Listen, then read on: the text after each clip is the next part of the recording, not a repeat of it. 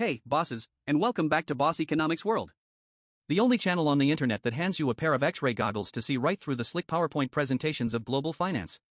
Today, we're taking a flight to Rome. And no, not for the pasta or the art, we're here to witness a miracle. A genuine, bona fide economic magic trick. The star of our show? Prime Minister Giorgia Meloni, the Iron Lady of the Mediterranean, who seems to have done the impossible, taming Italy's notoriously wild public finances. The headlines, dated today, September 30th, 2025, are absolutely glowing. Meloni's new budget is about to drop, and the word on the street, from Rome to Brussels to Wall Street, is that Italy's deficit is set to fall below the EU's sacred 3% of GDP ceiling. Not next year, maybe even this year. Let's put that in perspective. The last time Italy saw a deficit that low, the world hadn't even heard of COVID-19. Since then, it's been a fiscal free-for-all. Now, suddenly, Italy is the poster child for fiscal responsibility. Fitch Ratings is so impressed they just gave Italy its first credit upgrade since 2021, literally a week after slapping France with a downgrade. The bond markets are throwing a party. The spread between Italian 10-year bonds and their ultra-safe German counterparts is hovering around a measly 80 basis points. Bosses, when Meloni took office in 2022, that spread was flirting with 250 basis points. During the European debt crisis, it screamed past 500. This is, by all accounts, a stunning turnaround. La Dolce Vita is back, baby.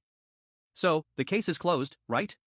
Meloni has sprinkled some fiscal fairy dust, wrestled the spending beast to the ground, and steered the Italian galleon back on course. Time to buy BTPs and book the Tuscan villa. Not so fast. Here at Boss Economics World, we don't just read the press release, we read the fine print. And then we read the footnotes of the fine print.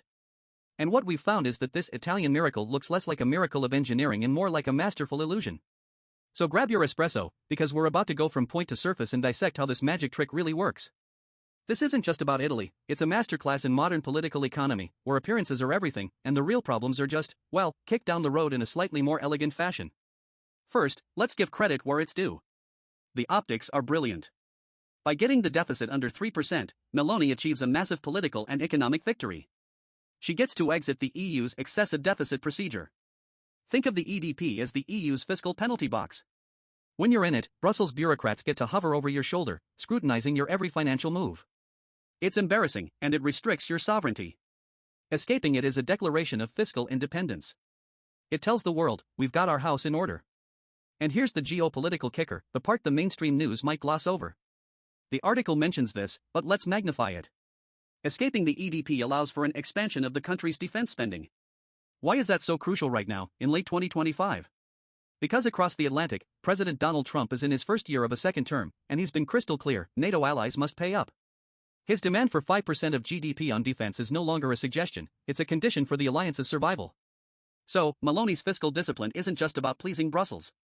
It's a strategic masterstroke. She's telling Washington, look, we're a serious, reliable partner. We're cutting our welfare state to build our war machine, just like you wanted. She's trading budget compliance with the EU for strategic brownie points with the US. It's a brilliant piece of statecraft, positioning Italy as the responsible anchor of southern Europe while France, mired in political chaos, gets downgraded. This is the beautiful, shimmering surface of the story. A disciplined leader, a grateful market, a secure nation. It's a story investors love, and it's why Italian borrowing costs have plummeted, saving the treasury an estimated €5 billion this year and maybe €8 billion next. It's a self-fulfilling prophecy, act responsibly, the market rewards you with lower interest rates, which makes it easier to be responsible. But what if that initial act of responsibility wasn't quite what it seemed? Every great magic trick has a secret. Meloni's fiscal miracle doesn't have one, it has three. And none of them involve painful, structural reforms that would actually fix Italy's economy for the long term. The article mentions a boon from stronger revenues and something called fiscal drag. Let me translate that from economist speak into plain English. The government is getting rich by secretly making you poorer, thanks to inflation. Here's how it works. Let's say you're an Italian professional earning €50,000 a year. Inflation has been running hot, so your boss gives you a 5% raise just to keep up. You're now earning €52,500. You haven't gained any real purchasing power, you're just treading water. But the taxman doesn't see it that way. Italy's tax brackets aren't automatically adjusted for inflation. That extra €2,500 might push you into a higher marginal tax bracket. Suddenly, you're paying a higher percentage of your income in taxes. Your real, after-tax income has actually gone down, while the government's tax receipts have gone up. This isn't revenue from a booming economy of productive enterprise. This is a stealth tax on inflation. Meloni's government is quietly siphoning off billions from the pockets of ordinary Italians whose wages are struggling to keep pace with prices. The government's books look better, but the average household is getting squeezed. The article mentions Meloni is trying to rebalance this by cutting taxes for those earning between €28,000 and €60,000. That's great PR. It looks like she's giving back.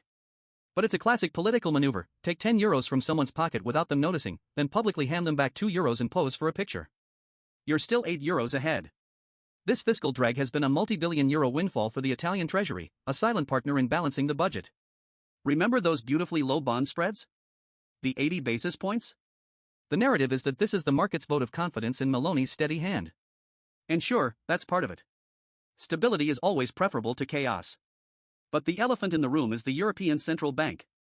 Since the dark days of the sovereign debt crisis, the ECB has built a fortress of mechanisms to prevent a Eurozone meltdown.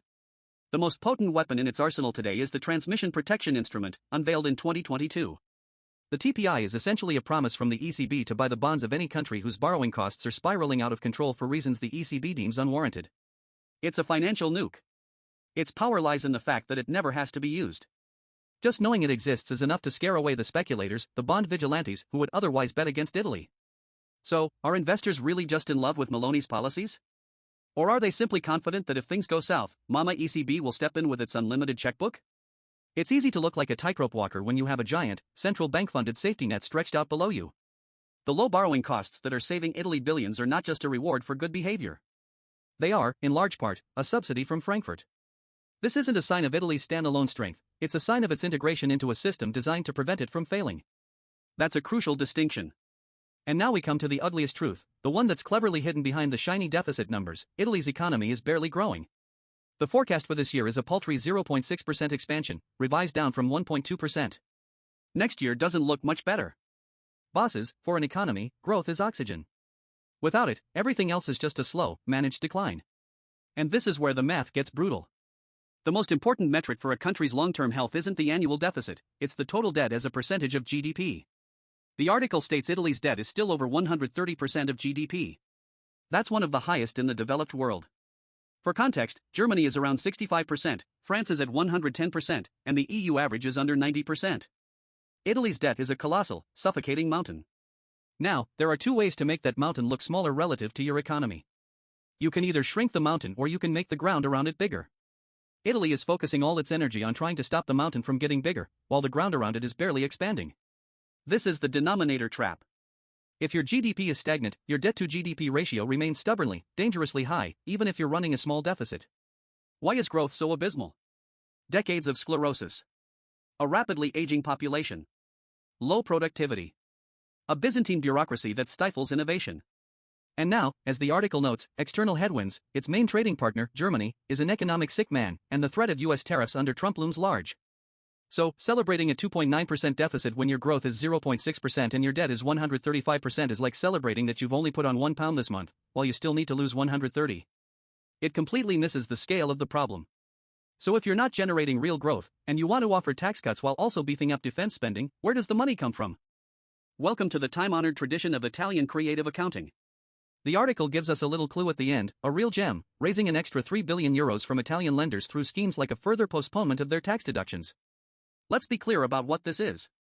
It's not a tax hike. It's not a spending cut. It's an accounting gimmick. The government is essentially telling banks, you know those tax breaks you were legally entitled to claim this year? We need you to wait. Claim them next year. Or the year after. This makes the revenue numbers for this year look better. The deficit goes down. Meloni gets her headlines. But the liability doesn't disappear. It's just been kicked down the road. It's taking from the future to pay for the present. This is not fiscal repair, it's fiscal procrastination. And it's part of a pattern.